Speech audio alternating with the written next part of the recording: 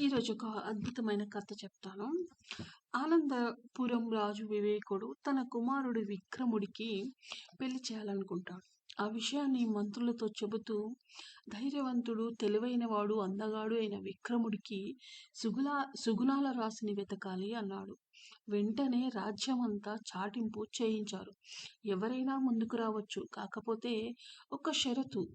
వాళ్ళు మా దగ్గరున్న అద్భుత అద్దంలో తమ ముఖాన్ని చూసుకోవాలి అన్నారు. ఎవరి హృదయమైతే దురాలోచనలతో ఉంటుందో వాళ్ళు అద్దంలో చూసినప్పుడు వారి ముఖం మీద మచ్చలు కనిపిస్తాయి. వారు అనర్హులు అని చెప్పారు.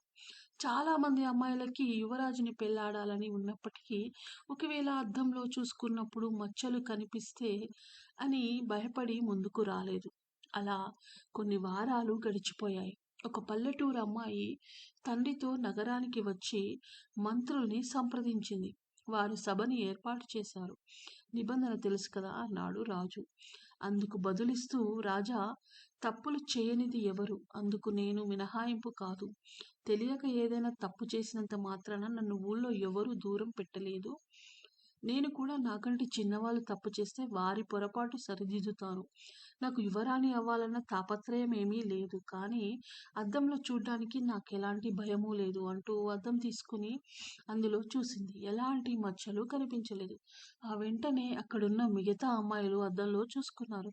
వాళ్ళకి మచ్చలు కనిపించలేదు. వెంటనే రాజు కలగజేసుకొని, ఇది సాధారణ అద్దమే, కానీ మీరెవరూ ఈమెలా ఆత్మవిశ్వాసంతో ముందుకు రాలేదు.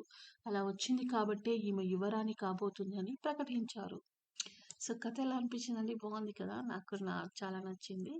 సో మీకు కూడా నచ్చితే లైక్ చేసి షేర్ చేయండి అండ్ సబ్స్క్రైబ్ కూడా చేసుకోండి. Thank you.